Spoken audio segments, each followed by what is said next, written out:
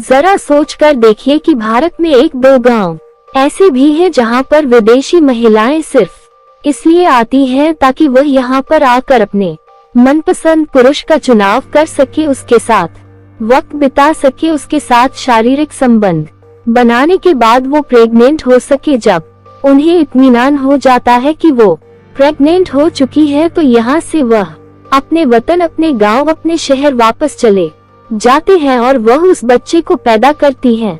उनका यह मानना है कि जो बच्चा पैदा होता है वह बहुत ही शक्तिशाली होता है, बहुत ही ज्यादा इंटेलिजेंट होता है, देखने में बहुत ज्यादा खूबसूरत होता है और इसीलिए वो महिलाएं आती हैं। और यह मामला अब से नहीं, लगातार कई सालों से ऐसा लगातार चला रहा है। इंटरनेट के माध्यम से जब इसके बारे में पता करने की कोशिश की कि वह गांव कौन सा है, आखिरकार क्यों यहाँ पर महिलाएं आती है, आज की कहानी भी इसी विषय पर है। यही समझाने की हम लोग कोशिश करेंगे आज की जो सच्ची घटना मैं आपको सुनाने जा रहा हूँ। ये सच्ची घटना है, एक केंद्र शासित प्रदेश है लद्दाख और इसी का एक जिला लगता है जिसका नाम है कारगिल। कारगिल का ही एक इलाका है आयरन वैली। दरअसल मैं बात इसी जगह की कर रहा हूँ, इन्हीं गांव की कर रहा हूँ।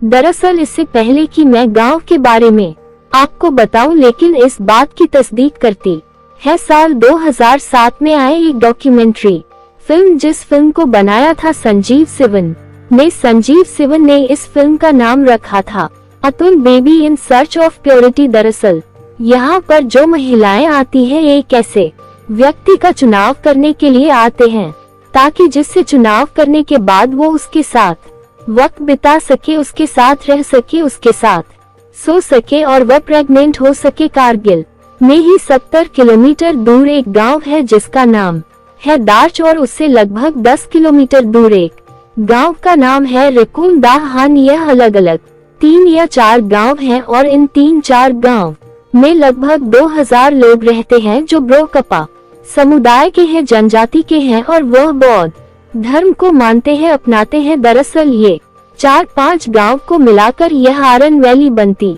है और यहाँ पर एक तरह से कहा जाता है कि प्रेगनेंसी टूरिज्म के लिए भी ये इलाका, ये गांव जाने जाते हैं। विदेशों से आने वाली महिलाएं यहाँ आती हैं, लेकिन इस बात का ऑफिशियल कहीं आपको रिकॉर्ड नहीं मिलेगा, लेकिन ये फिल्म इस बात की तस्दीक करती है।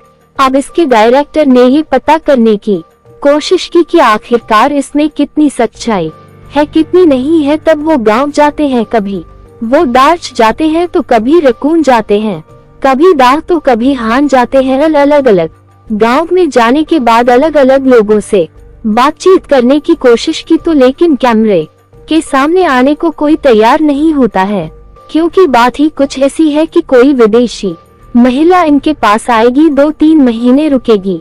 यह शायद सभ्य समाज इस बात को स्वीकार भी नहीं करेगा, लेकिन डायरेक्टर ने सिर्फ ठान ली थी कि आखिरकार सच क्या है। इस बात का पता लगाने के लिए उस व्यक्ति ने गांव में अलग अलग लोगों से बातचीत की और बातचीत करने के बाद पता चलता है कि एक जोड़ा है जो फिलहाल लेह में रह रहा है, यानी कि कच्चे होटल में उसका रहना सेना है और वो इन्हीं गांव का रहने वाला है एक व्यक्ति, और जो महिला है वह जर्मनी की है। आखिरकार उसने कड़ी मशक्कत की, डायरेक्टर जिसका नाम होता है संजीव शिवन, और वो पहुंच जाता है उसी होटल में उसी जगह पर, क्योंकि उस व्यक्ति के जो परिवार की उसकी पत्नी होती है, उसके बच्चे होते हैं, उनसे पता चल जाता है, क्योंकि उनके पास अच्छे अच्छे खाने की वस्तुएं होती है, उनके पास अच्छे अच्छे गिफ्ट होते हैं। जब बच्चों से पूछा जाता है कि गिफ्ट कहाँ से आए, तब उन्होंने कहा कि एक विदेशी महिला आई थी, उस विदेशी महिला ने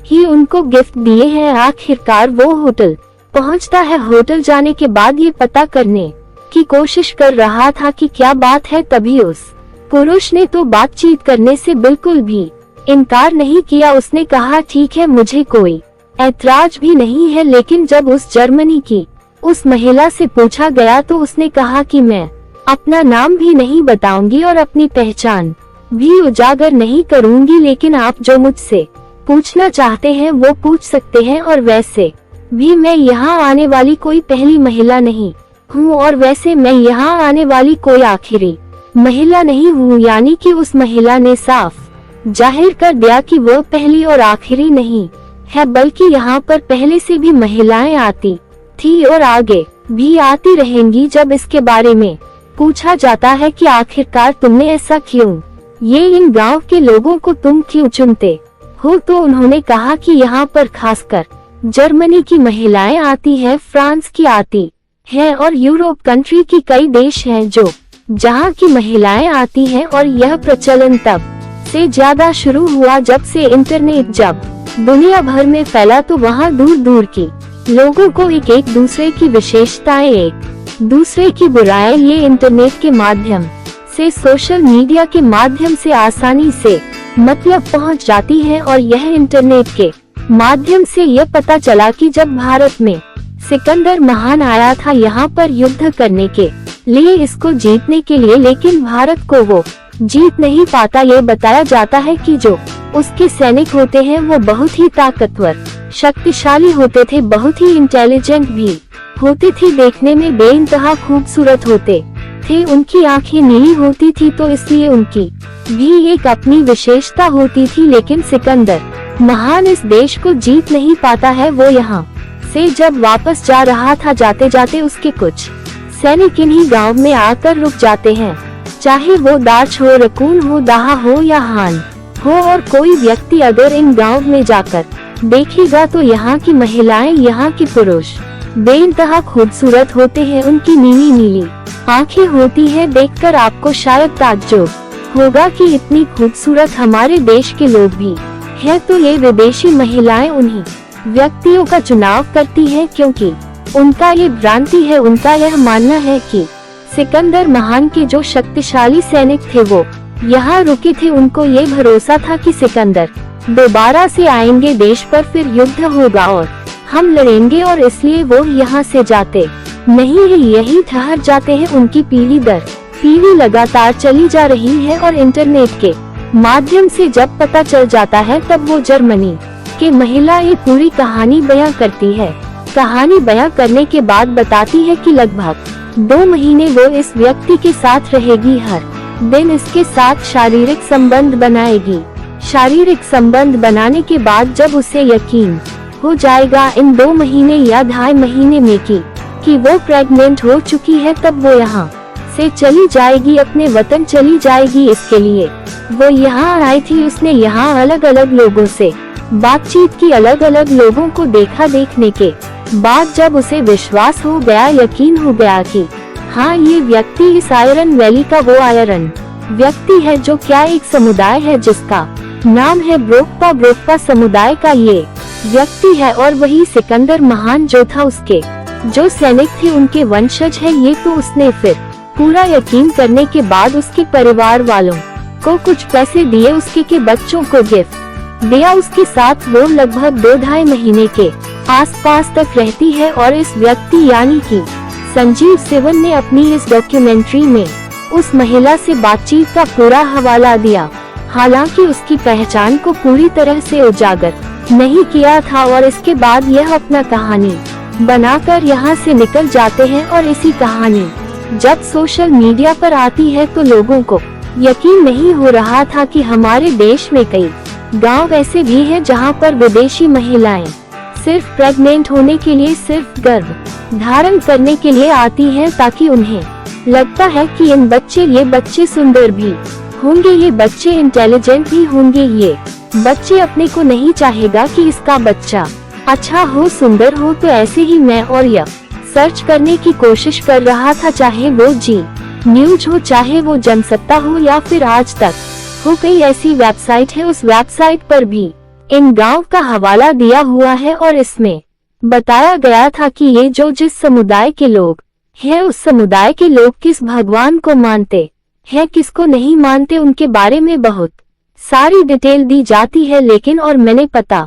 करने की कोशिश की तो 20 सितंबर 2023 को श्रीनगर का रहने वाला एक व्यक्ति होता है जिसका नाम है भाईजान बलोच के नाम से वो अपना ब्लॉग्स बनाता है। और उसने इस गांव का वाकई दौरा किया और ये जानने की कोशिश की कि आखिरकार इसमें कितनी सच्चाई है, कितनी नहीं है। तब वो कारगिल पहुंचता है। कारगिल से इन गांव में पहुंचता है और गांव में पहुंचने के बाद ये पता करने की कोशिश कर रहा था अलग अलग बहुत सारे लोगों से मुलाकात करता है। मुलाकात करते करते कुछ लोगों ने ये कहा कि स्वीकार भी की कि वाकई यहाँ पर विदेशी महिलाएं आती है, लेकिन अब उतनी मात्रा में नहीं आती है जितनी मात्रा में पहले कभी आया करती थी। जैसे शायद हो सकता है कि इंटरनेट की दुनिया में कुछ बदनामी के भी थप जल्दी लग जाते हैं, तो इसलिए शायद उन्होंने कम कर दिया होगा आना। लेकिन वो अलग अलग लोगों से जब बातचीत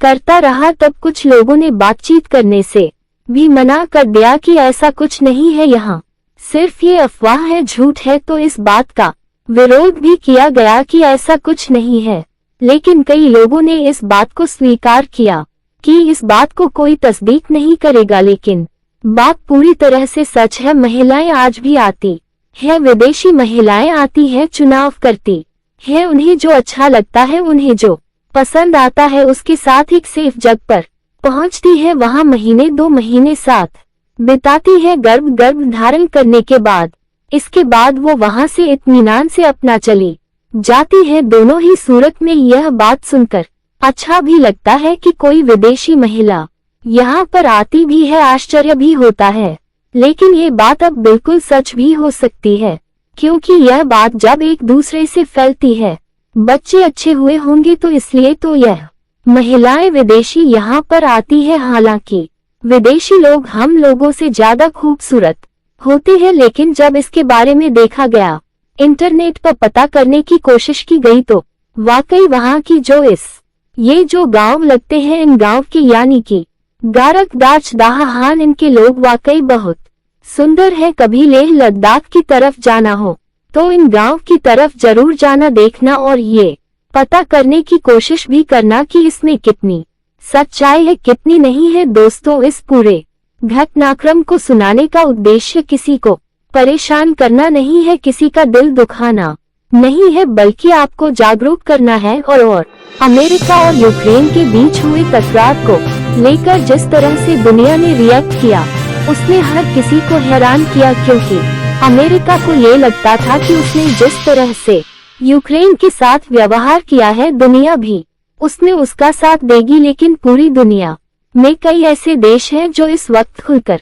ट्रंप और अमेरिका के खिलाफ बोल रहे हैं। वहीं दूसरी तरफ ब्रिटेन ने एक नया दांव चल दिया है। ब्रिटेन ने ये कहा है कि वह और फ्रांस के साथ मिलकर यूक्रेन को लेकर एक पीस डील तैयार करेगा, और ब्रिटेन, फ्रांस और यूक्रेन मिलकर डोनाल्ड ट्रंप के सामने एक शांति प्रस्ताव देंगे, जिसके जरिए सीज़फायर और युद्ध विराम किया जा सकता है। पीस डील को लेकर जिस तरह से ट्रंप यूक्रेन पर हमलावर थे और यूक्रेन लगातार यह बात कह रहा था कि उसे बिना शामिल की हुए रशिया से की गई कोई भी बातचीत के मायने नहीं है, क्योंकि इसमें यूक्रेन का पक्ष नहीं होगा। वहीं अब ब्रिटेन ने इस पूरे हंगामे के बाद खुद कदम उठाया है और फ्रांस और यूक्रेन के साथ मिलकर एक पीस डील तैयार करने की बात की है, जो डोनाल्ड ट्रंप के सामने जल्द ही रखा जाएगा। ब्रिटेन का भी यह मानना है कि जिस तरह से यूरोप ने यूक्रेन को सुरक्षा की गारंटी दी है और समर्थन दिया है, उसी तरह से अमेरिका को भी चाहिए कि वह यूक्रेन को सुरक्षा की गारंटी दे और फिर रूस के साथ बैठकर बातचीत करे। तय नहीं। ब्रिटेन के पीएम केयर स्टामर ने जेलेंस्की से मुलाकात के बाद फ्रांस के राष्ट्रपति इमानुएल मैक्रों और अमेरिकी राष्ट्रपति डोनाल्ड ट्रंप के साथ बातचीत भी की और जेलेंस्की के साथ हुई मुलाकात का पूरा ब्यौरा भी पेश किया। उन्होंने यह उम्मीद जताई है कि जरूर इस मामले में उन्हें सफलता मिलेगी और यूक्रेन और रशिया के बीच शांति स्थापित की जा सकेगी। सबसे बड़ी बात यह है कि यूक्रेन अमेरिका से सुरक्षा की गारंटी चाहता है, वहीं दूसरी तरफ अमेरिका ऐसा कोई आश्वासन देने को लेकर अभी अपना रुख साफ नहीं कर रहा, और यही वजह है कि अब ब्रिटेन और फ्रांस जैसे देश सामने आकर यूएस को मनाने की कोशिश में लगे हैं।